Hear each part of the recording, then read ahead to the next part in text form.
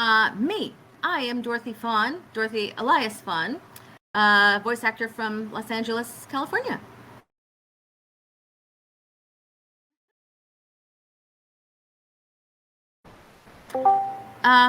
Okay. Well, let me just say this about that. I've done like 1,000 projects over the years. IMDb isn't like totally complete. If you ever go there to look up a voice actor, it's usually not complete.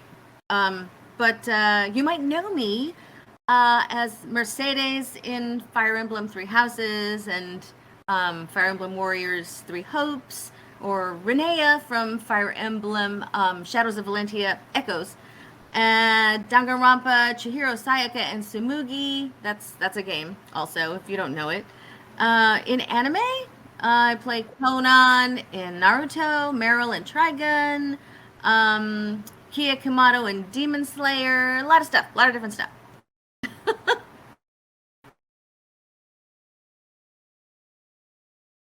Oh gosh, yes, I play Gnar in League of Legends. It's so crazy. For years, no one paid any attention to Gnar, and I'm like, oh great, the forgotten character. But lately, people are like, oh, I'll go to convention. Do you have a Gnar print? And I'm like, I used to. I guess I got to bring that thing out again.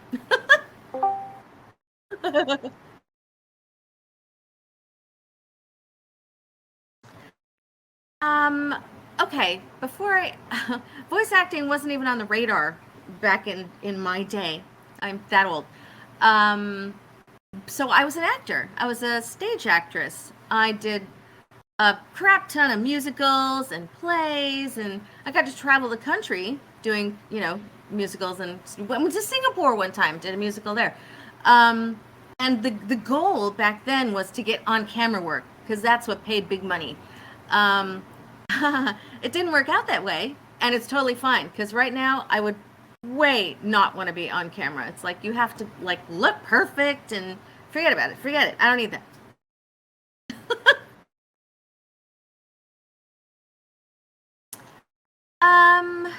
Sparks creativity. Well, this is gonna sound like generic, but I love nature. Nature is so inspiring to me. Like, we can see gorgeous sunsets from our balcony. Sunsets are amazing, and we have all these birds. I live in the city, so nature to me is like really really special. Some of you might live in a place where you have nature all the time, and it's like no big deal to you, but to me it's great when the birds are on the balcony and all kinds of stuff like that. I love it. That's inspiring. Creativity. Oh, inspiring performances. Wow, there's a really loud something out there. Okay, it's been really hot, so I have all the windows open. Um, okay, okay. I think it went by. But also, you know what? A really wonderful performance. I find sparks creativity, whether it's stage or voice acting or even music. That can be like really inspiring. So yeah, I think did that answer your question? Sometimes I don't know. Um, as a voice actor, uh, God, like everybody. Let me just say, everybody. I can't even name everybody that I've loved working with. Um, I okay. If I have to name names, there's one actor director that I've worked with throughout my entire career, and his name is Michael Sorich. He's a voice actor. He's done just so much stuff, a crap ton of stuff, and he's also a director. I One of the very first jobs I did, well, in the early days, like in the first couple years, we worked together doing Walla, which is the background voices for a bunch of anime shows at this company called Magnitude 8.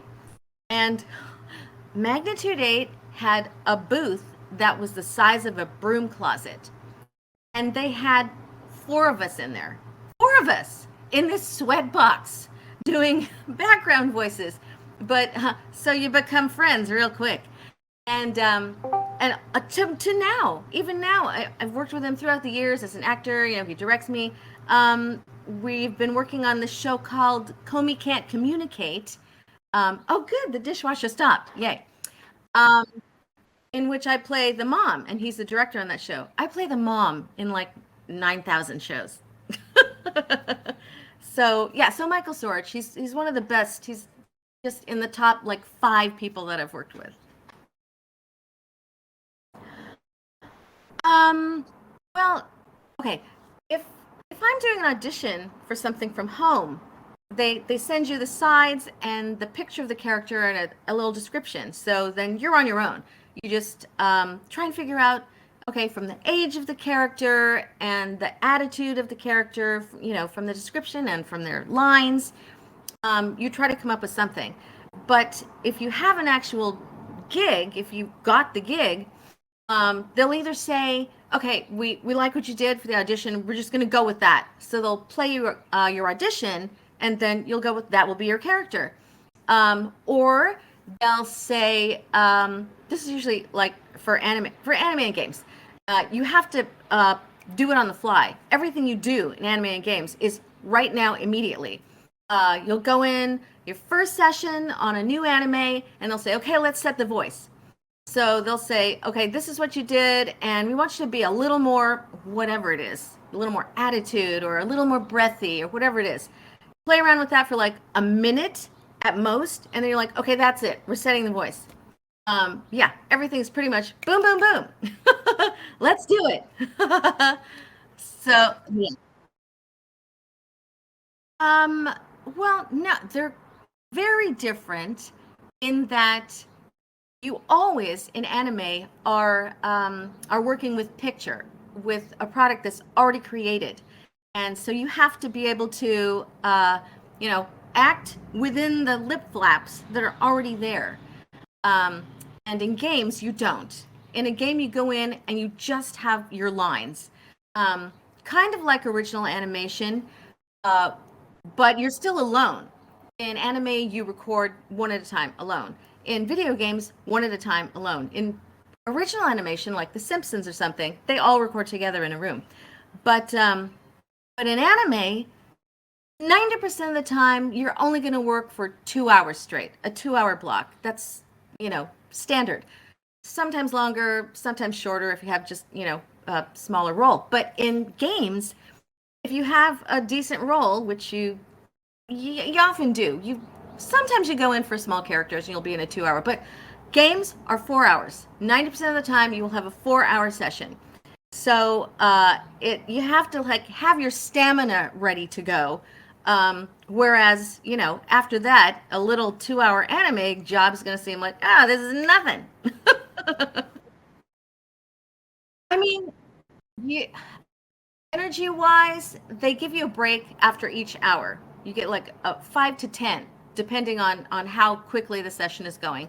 To get a little bathroom break, get a little snack, get some, heat up your tea. Um, so, but I will say this: after the third hour, you gotta bring it. You gotta, bring it from somewhere down deep to get that fourth hour in, because it's just you. It is only you recording line after line after line for 4 hours.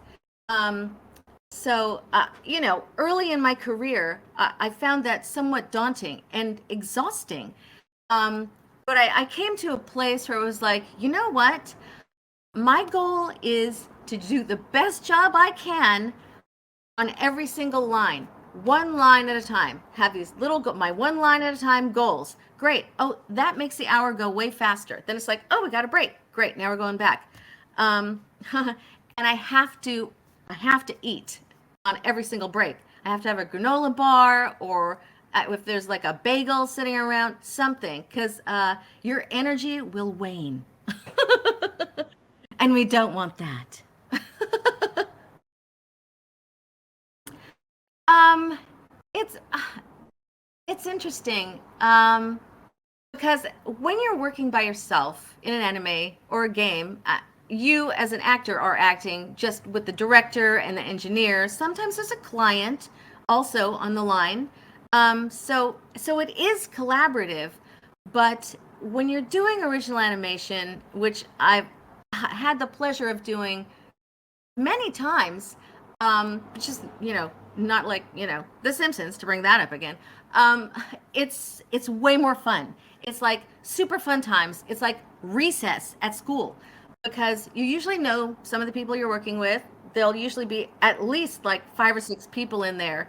Um, and you're on the mic and you've got your script. There's no time code. There's no lip flaps. There's only acting. It's like a radio play, and it's so much fun, and you usually go only like 1 or 2 pages at a time, so it's not like recording for an hour and getting a break. 1 or 2 pages, and then everyone takes a sip of water, da da da, okay. um and it's just you crack each other up. It's so much fun. Sorry. Oh my god. Well, one of them is Michael Sorich.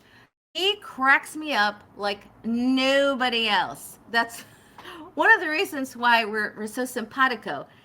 He says something, I laugh. He's just absolutely great. Um, I mean, the other person who I've worked with occasionally is my husband, Tom Fahn, who's Agumon in Digimon. By the way, I'm in Digimon. Uh, and he cracks me up also. He's like the king of dad jokes. So, um, I I don't really because if I'm working from home, it's still a set like a 2 hour session. We're gonna work remotely from like 9 to 11 in the morning in my little booth. Um, I don't do audiobooks, and I rarely do like a commercial job from home where I'm self-directed and I have to do my own editing.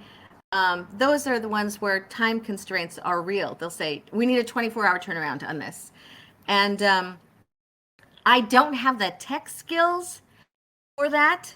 And as far as audiobooks go, I don't have the stamina. I can't do that. It's something that a lot of voice actors do because you can make a lot of money once you if you get in the groove of audiobooks, but I just can't do it. I can't do that. And the time constraints would totally stress me out, so I don't do it. um well, it depends. It depends on how competitive you want to be. Um like I work on average maybe 3 to 8 gigs a month. I know people who pursue 3 to 8 gigs a week or a day. I don't have the drive to do that. That is great. If you're so passionate that you want to work that much, that is absolutely fantastic. I know people who work almost that much a day, definitely a week. But I am happy with my workload because I need more of a life work balance.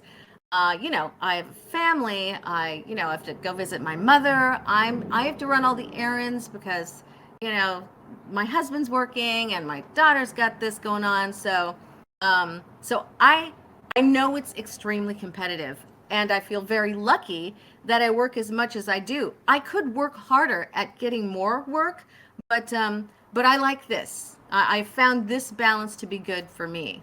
Um, so yeah, it's competitive. I still audition. I don't get stuff. I get stuff, and that's great. I could tell my agent, I really, could you send me out more? I need more auditions. But um, but I'm good with that. This is my level of competitiveness. I, I guess that answered your question. Yes. Okay. Oh my God, rejection. Yeah, that's part of it. It should say pursue the career of rejection. That's basically it. Um, I found that working for years in theater and going through auditions for that really helped me get over it because rejection is going to be part of your daily life.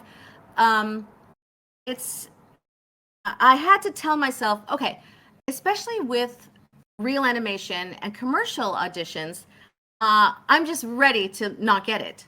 I'm going to do my best, but 98% of the time, I am not going to get that. So it's just like you can't get married to an audition. Oh God, I really want this. I really want this. You know what? Do your best and move on. There's going to be another audition. There's going to be a crap ton more auditions, and you will get at least one of them. In anime and games, uh, I think my track record is better than in original animation and commercials. Um, but yeah, you're not going to get everything, and you just have to move on.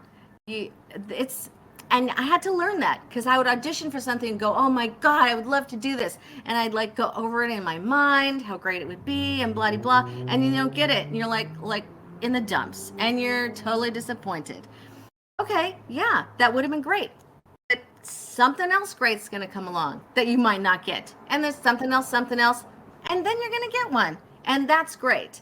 Um, it's hard. It's a hard thing to learn to deal with rejection, but you gotta.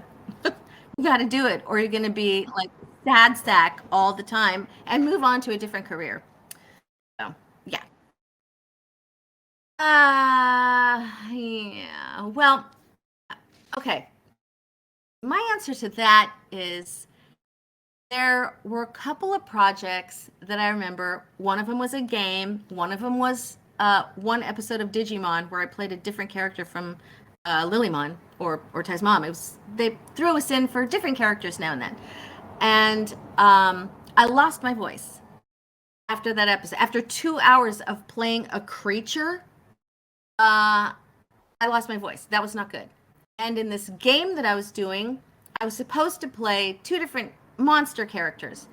Lost my voice after doing the first monster for like the first hour. It was just, I didn't yet know how to support the voice and how to protect the voice while still being able to create these weirdo sounds, which is important. You have to be able to sustain a creature voice. So it's good for you to like practice that at home and play with it and see, how your voice feels after doing that. Those were unpleasant. Um, the other thing was you may run into a director now and then who is not fun to work with. Most of the people I work with, I would say 99% of the directors and actors I work with are golden. They love what they do, you love what you do, it's a love fest basically.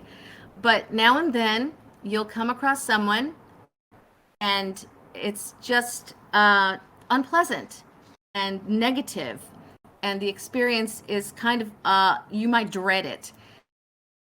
There's a show that I worked on for years, so there were a lot of different directors on it, and I knew whenever they said, and you can be working with yada yada, it'd be like, oh God, okay, great, that's going to be 2 hours of hell. Loved the show, loved my character, but not stand working with that person. So you might run into that. You just got to do it. You got to bite the bullet and get the job done, and know that you'll have glorious fun the next time when you're working with somebody else. God, yes, and I probably never will. Okay, this is one of those that not only is rejection almost definite, I will probably never get an audition for, is for a Star Wars show or a Star Trek show. I would do background voices. I would do random computer voice that you barely hear as people are walking by. Anything. And I don't even get auditions for that stuff. There's the competitive. It's so competitive. I don't even get auditions for that. I got one audition after all these years for a Star Trek project for Star Trek Picard, and I'm a like huge, super duper Star Trek and Star Wars fan. So when I got this audition, I was freaking out. It was for a really great part, and I did really, really great. And I emailed the thing and I said, "There's no freaking way I'm getting this, even though I could totally do it." And I didn't get it, and I was kind of bummed, but in a way, I knew I wasn't going to get it. It's going to be somebody that's, when it's a project that's that high profile, it's going to be someone that they've worked with before, or that their director recommends, oh, I've worked with them, or you know what I mean? So even though you might give a kick ass audition and you know you could totally do it, you might not get it. Someday. uh, Breaking into the industry. Well, you got to start someplace, and you're probably not going to start there at that big place.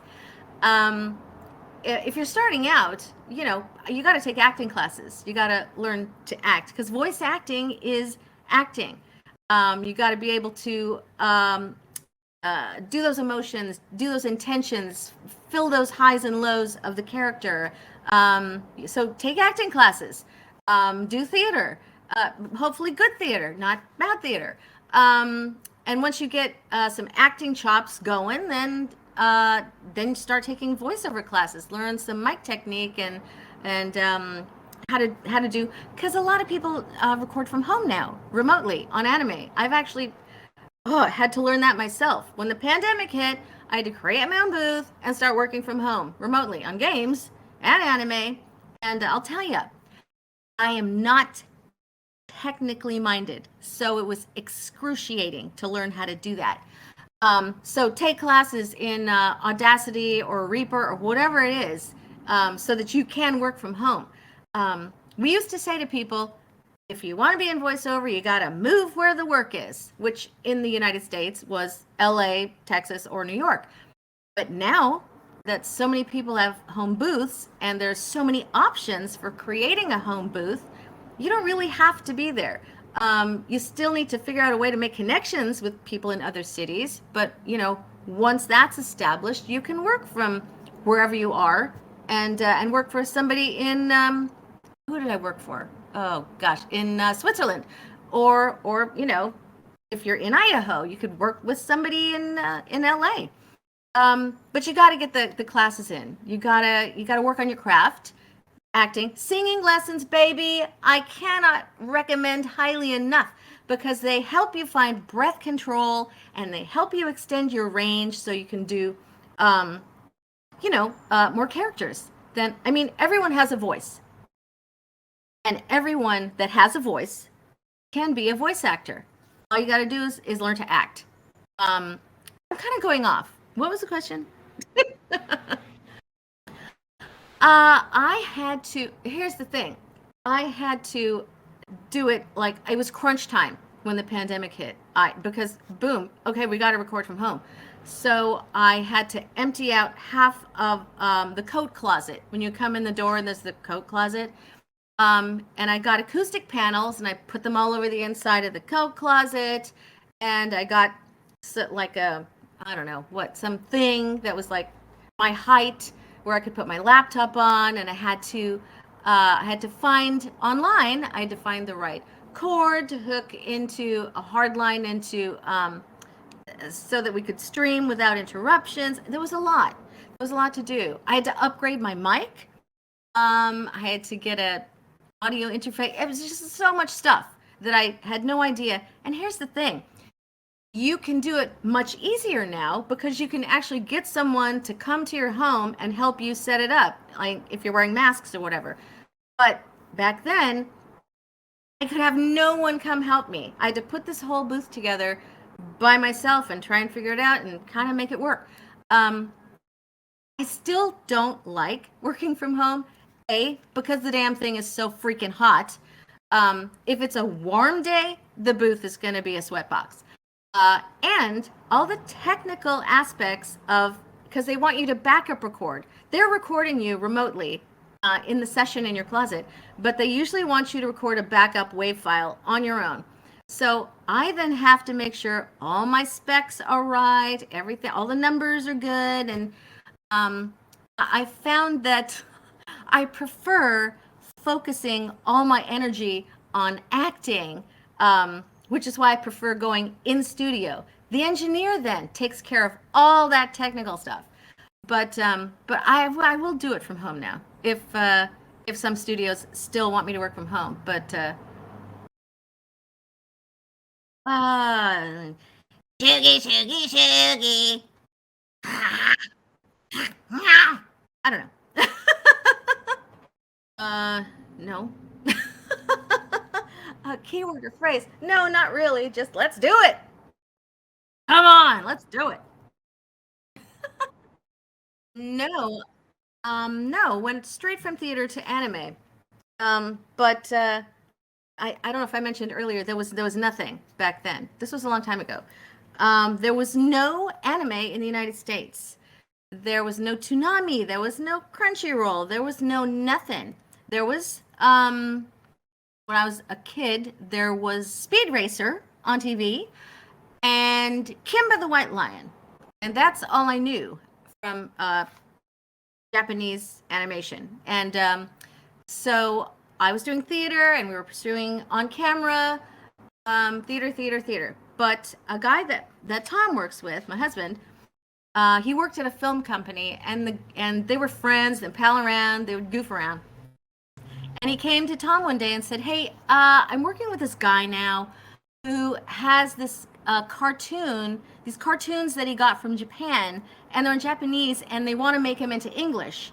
And he says, "You're an actor, right?" And he's like, "Yeah. Would you be interested in, coming in and helping us change it into English?" And Tom's like, "Great, sure." And this is Victor Garcia. And Victor says, "Oh, your wife's an actress too, right? Would she be interested in doing that and coming in?" Blah de blah. And so basically, anime fell into our laps.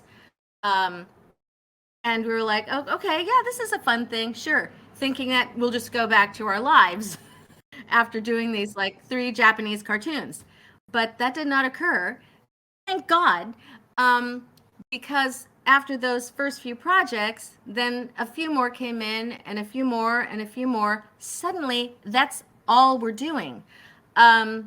Yeah, it just snowballed into this thing, um, which it was like the wild wild west, because nobody knew how to do anything back then. There was no Pro Tools. There were no, in the beginning, there weren't even 3 beeps that you hear in your headset to let you know when to start your line.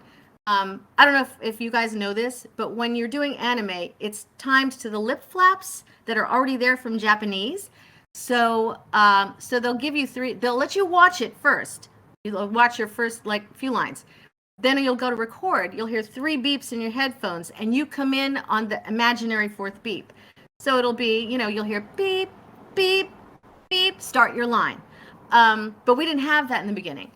And so everybody was kind of learning how to do this dubbing anime thing as they went along. It was like throwing you into the deep end of the pool and saying, "Okay, swim."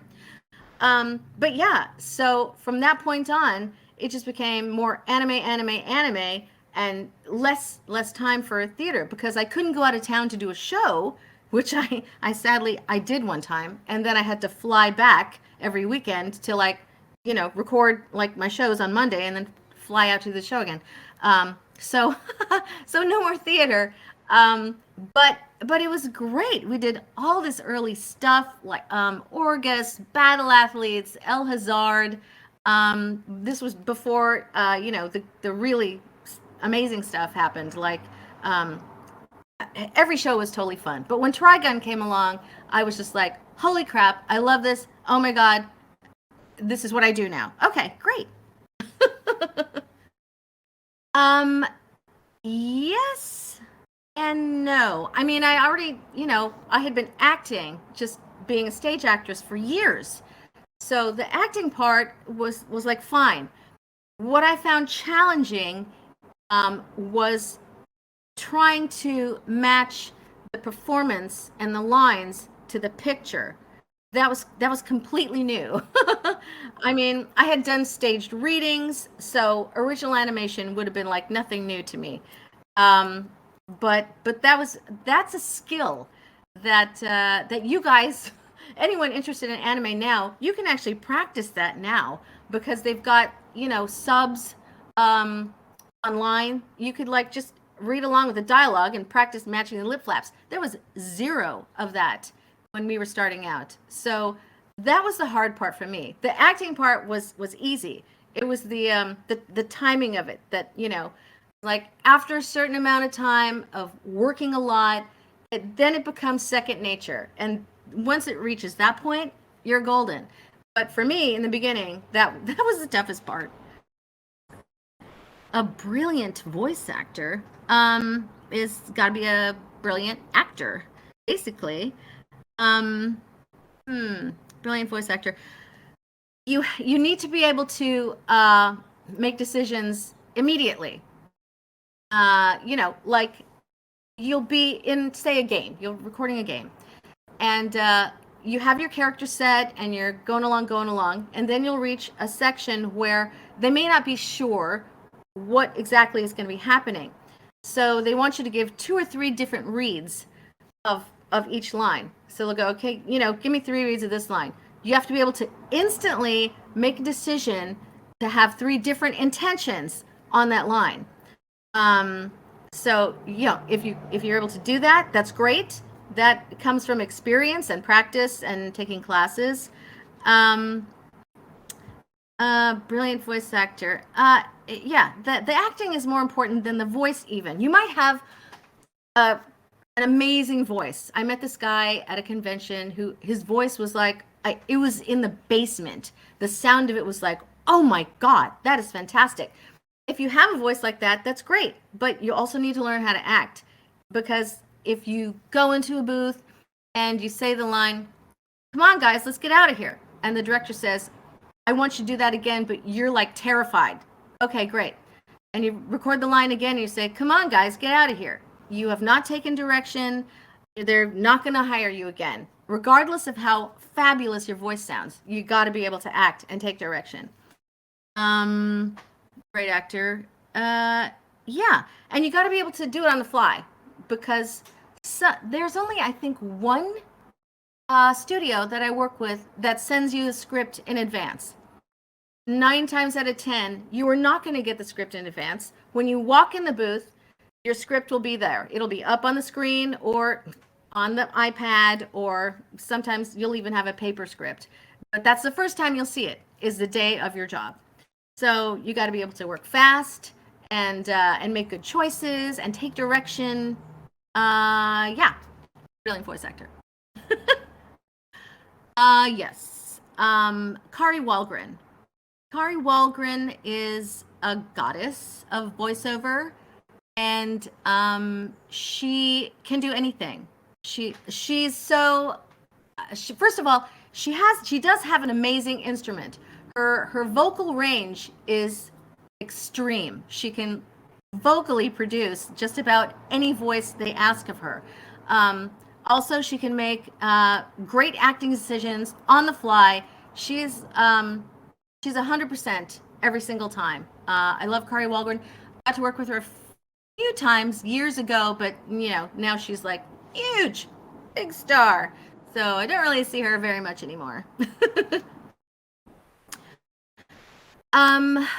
I can give input if a line needs to be written. If it doesn't fit, sometimes scripts might be adapted very quickly. They're on a time crunch on their end. So when we get it, sometimes the line doesn't totally fit the flaps. So I might give a suggestion of what I think might fit. Sometimes they'll take that, or often the director will they're good at this. They do it all the time. They'll give you a rewrite right then, and then you'll go with that. But yeah, I'm allowed to give my input for stuff like that. But not in general. Unless the line fits but sounds clumsy or is difficult to say because of the way it's worded, then I might suggest, can we take the anyway off the end of the sentence and put it at the beginning? Yeah, so you can give input, but not unless it's like necessary. I have to stand. I always have to stand. I found years ago that if I sit, even if I'm like a little bit tired, if I sit, or if I have a ton of energy and I sit, all the energy drains out onto the floor. I have to be standing. That makes my energy like flow through my body, and I can just give a better performance. I find that, yeah, my performance will sound relaxed and or tired if I'm sitting. So I always stand. Try something else. No, I'm kidding. That's what my parents used to say to me when I was taking theater in college. You got to take some business classes, which I didn't do because the thought of it made me want to scream. But I would say if you want to pursue it, then go for it. Go for it. Start with your craft. Start with acting. Start with acting classes, improv classes, singing lessons. Get on stage. Get in a play. Do all that stuff and learn how to act. Because that's the first thing. That's your bedrock on which you then can take voiceover classes and learn to channel all that acting that you learned into the microphone. And then you will also learn mic technique, how far away to stay, how to not pop your P's. And I would also suggest, since I never had this and I had to learn it very, very quickly, take a class in your DAW, in Audacity, or whatever it is that you're using to record from home. Learn all the bells and whistles that it has. You probably won't need to use all of them, but you're gonna need to use some of them. Um, and when you're starting out, you could pursue anything. Do audition for indie projects and commercials or whatever. You can Google, voiceover auditions, in my area or whatever.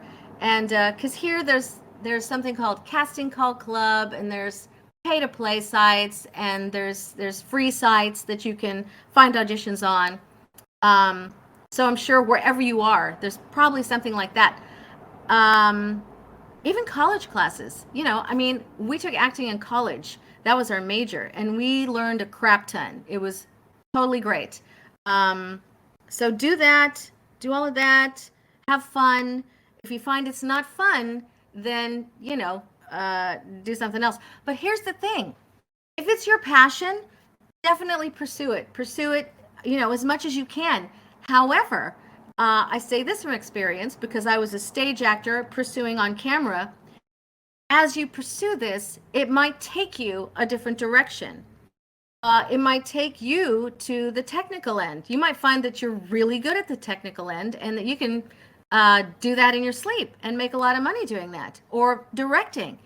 Or it might take you completely somewhere else into music recording. You don't know until you try it, until you pursue it. That's how I ended up here. I was pursuing something else, and here I am now. Well, yeah, in college, yes, there was this one amazing professor. His name was Matt Wrights. He's no longer with us, but he taught us a way to dig deeper than anyone else. It was like as if we were having a class with Lee Strasberg or Stanislavski. His classes were amazing, and that talk about creativity, opening up your creativity and inspiration. He was the guy. I think if we didn't have him in college, um, we might not have been as passionate as pursuing acting, because sometimes you run into really great teachers in college, and sometimes not. Sometimes they've been tenured there and they're doing their yada yada thing, which is why you also want to look for acting classes outside of school. If there's a professional, like a American Academy of Dramatic Arts or whatever there is by you, check that out too. See if there's anything else around that you can pursue. Because if you don't find inspiration in one spot, search out somewhere else. You know, I you got to get training somewhere, whether it's a college degree. You don't need a degree as long as you get the training, the acting training at an acting school or wherever it is. I wouldn't suggest going in cold, because you're going to want to see something. I mean, I guess not really, but you want to have a grounding, because, like I said, you learn from experience as an actor and how to take direction and all these other things, and it will just make it way easier for you. You won't be as stressed out once you get to a place where you're going to have actual auditions for really good projects. I wouldn't go in cold. I would definitely get the training first, especially if you want to make demos. Do not make your own demos thinking you can do it. They're going to tell the difference. You need to get training for that and figure out how to make a professional demo that's not going to cost your arms and legs. They can tell the difference in the quality of the sound, in the quality of the acting, in the length of the clips, in what the clips are. You just, yeah, find, if you go to a good voiceover class and take, beginning, intermediate, advanced, some of them, maybe not all of them, but a lot of them will then help you put together a demo, or suggest a place that they recommend where they do really good pro demos, and go that way. When I started out, we had no demos. So I'm telling you this years later.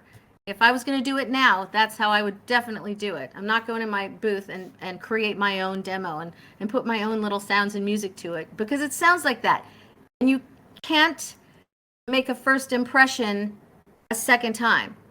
You want it to be the best impression that you can make the first time. Do it professionally. You want to show a variety of characters, like in an animation demo, but they also have to be characters that you can do, and that you can sustain. You don't want to put a voice on your demo that they'll hire you for, and then you trash your voice when you go into a session. And they all have to be different enough that they can see you can do a variety of things. If it's a commercial demo, if you're doing that, there are certain commercials that they want to hear, like for female voice and for male voice. Like they want to hear the car commercial and the fast food commercial and the hair commercial, or the whatever.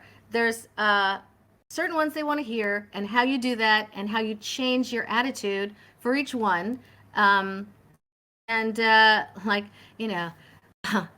your hair is so shiny after this product, or whatever. So I literally, I would not recommend self-directing and creating your own in your own booth, unless you've been doing it for a while and you can make it sound totally pro. That would be my advice. Well, like I said, there's a thing called Casting Call Club in the U.S. I don't know if where everyone is. There's a thing called Cartoon Actors. I think it's Cartoon Actors website, or Webtoons. You can also, you know what? You might want to check out LinkedIn and look up voice acting. There might be groups that you can look into that then can help you find places to get auditions. Since I have an agent and I have like directors and people that I'm in contact with all the time, I don't deal with a lot of that very much anymore. Actors Access in the United States sometimes has voice auditions. Casting Frontier in the United States sometimes has voice auditions. I guess those are my recommendations. Yeah, as far as that goes.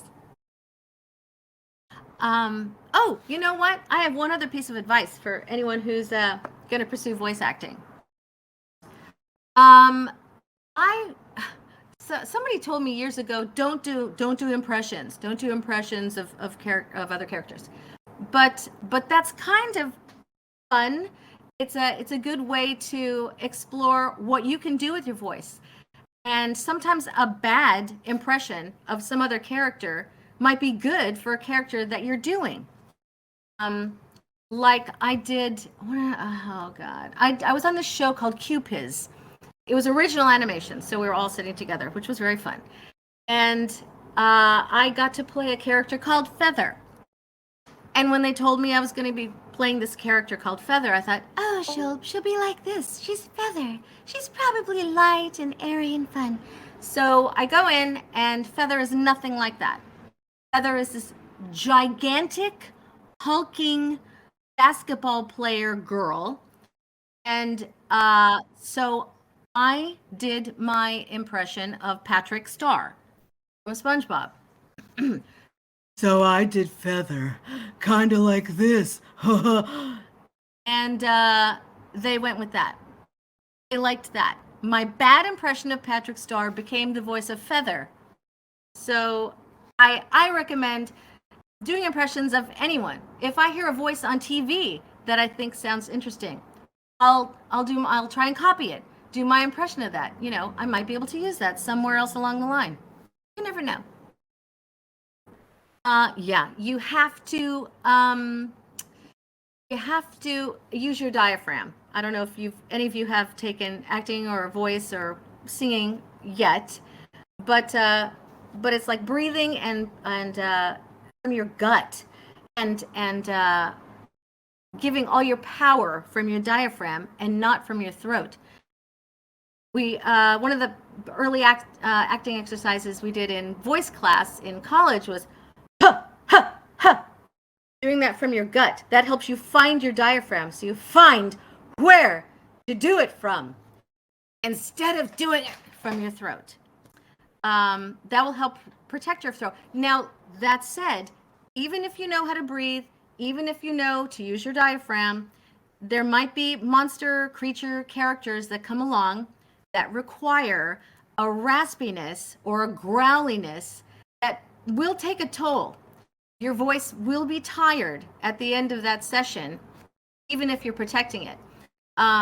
So it's good to learn how to do that, how to use your diaphragm, because, like I said before, there were a couple of jobs where I lost my voice afterwards because I didn't know how to do that yet. I had not figured that out. So let me save you from losing your voice. Do it. Learn the techniques. Use your diaphragm and a voice. What was it called? Voice. I had a voice and diction class, and I took singing lessons. And both of those in combination really helped me find a way to save my voice for long and or what do they call them? Vocally stressful sessions. Yeah. Yeah. Well, here's it's it's placement. It's where you place the voice. That's why I say it could be fun to like imitate voices that you hear in commercials or in cartoons or just in actors. If you hear a voice that sounds interesting, you can play with that voice and try and find how you can get that sound.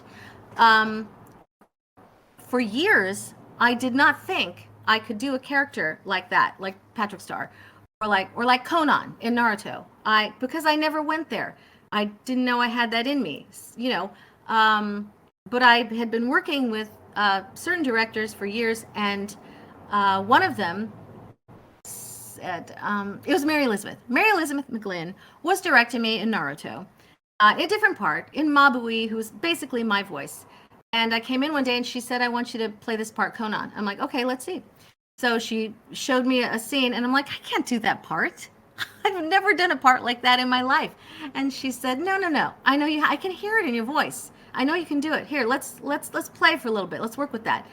And she helped me find the placement for this lower, more serious sounding voice, which I think, maybe nowadays there's so many more voiceover classes that you could take. They could probably help you with that as well. Finding the placement for your voice to get, a more nasal sound, sound way up in your head or way down in your chest. Yeah, and so after years of that, it's easier for me to find some kooky character in a weird placement, like, on the fly, at a job. See, yeah. Oh my God, who's my favorite character to voice? There's so many. I love them all. You love all your babies, right? But one of my favorite characters ever that I did was Meryl from Trigun because she was very similar to me personally in that she was kind of driven. She wanted to get her job done, but she also was very wacky. So she was a great character. But I do love playing moms. I play, a crap ton of moms in a ton of different shows. Mean moms, nice moms, evil moms, whatever. So I like playing moms and teachers. One thing about Gnar, when I went in, okay, this is another thing. You might go into a session and they'll throw something at you that you're not sure you know how to do. They wanted me to do some, like, what was, I had to find this, like, gurgle place in my throat that they wanted. They wanted this specific sound in the Gnar playbook of sounds. So I had to find that very quickly in the session. Um, Here's another tip. I had to do, I was in Tokyo Pig. I played mom, and they wanted her to have a Midwest accent. And I had never done a Midwest accent in my life. You could ask me to do a ton of auditions. I've had to do different, New York, Southern, British. Sorry, it's probably terrible. But Midwest. So I said, okay, you know what? Can you give me a second? I had amazingly just gotten back from doing a show in Milwaukee. So I'm like thinking, listening in my head to the voices that I heard in Milwaukee. And so I came back and I'm like, okay, let me try this. The line was, Spencer, stop doing your homework. It's time to go outside and play. So I said, Spencer, stop doing your homework. It's time to go outside and play. And he's like, perfect, great, that's the voice. So listen to the accents around you or accents in movies and on TV. Go to YouTube, take a tutorial, learn as many accents. I've done Russian, I've done British, I think I've done, I don't know, so many different accents. They'll help you get the part. Yeah, I mean, the old adage is it's who you know. That's how you get work, right? And after all these years, yes, you get to know all these directors and they know your voice after working with you for a long time and they'll just call you in to do this part without even auditioning. I mean, you still get auditions, but once you know a certain amount of people, it is a big pond, but they know a lot of people and they know everyone's voice. So yeah, I get called back a lot to a bunch of different studios. Thank God, because that's how I get most of my work now. Well, I'm very sorry that it's probably terrible. I haven't used it in a long time, so that's it. I mean, I'm always amazed when I see a movie or something and these actors are in it and I'm like, wait, holy crap, that guy's British. He's doing a spot on American accent. How do they do that? So guys, accents, do them. Um, I think yes, probably, and I think a lot of that has to do with the amount of American product that has been across the pond for like a billion years. Whereas over here, most people for a long time, not now, because now everything is everywhere, but for a long time, it was just, you didn't get as much British product. You know what I mean? As there wasn't as much British product here as it was American product there. So that might have something to do with it. I don't know. Or maybe we're just dumb. We're probably just dumb.